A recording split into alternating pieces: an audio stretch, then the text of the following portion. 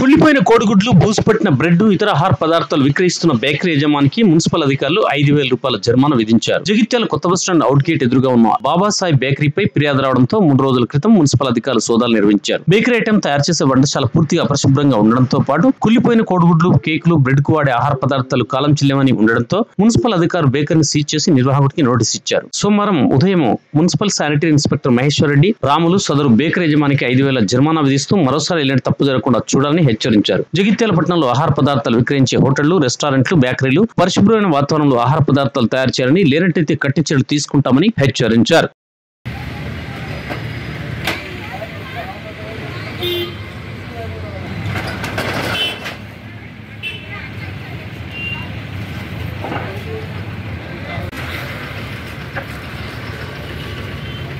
అవన్నీ ఇసేది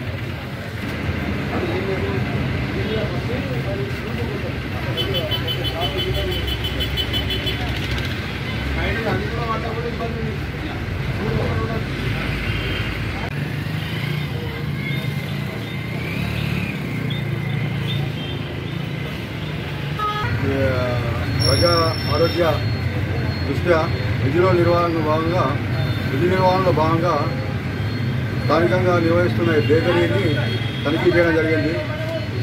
మేము తనిఖీ చేసినప్పుడు దాని పరిస్థితి చాలా అధ్వానంగా ఉండే.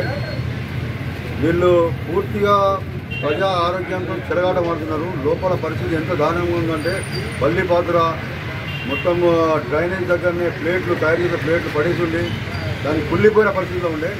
దీనికి తాళం వేయించి, వాళ్ళతోనే తాళాలు వేయించి, చెట్లకు తాళాలు వేయించి వెనుక క్లీన్ చేసుకొని మొత్తం వైట్ వాష్ చేసిన తర్వాత మేము తాళాలు ఇస్తామని చెప్పి తాళం వాళ్ళతోనే వేయించినాము. క్లీన్ చేయించిన తర్వాత మేము ఈరోజు ఫైన్ వేసి వాళ్ళకి హ్యాండ్ ఓవర్ చేయడం అనేది. ఈ మధ్యనే మనం చూస్తున్నాము, స్థానికంగా మన భారతదేశంలో ఫుడ్ మీద సర్వే నిర్వహించినారు. మన రాష్ట్రము ఆ సర్వేలో ఎంత దిగజారిపోయిందో, ఈ ఫుడ్తోని ప్రజలు ఎంత చిత్రహింసలకు గురవుతున్నారో తెలుస్తున్నది.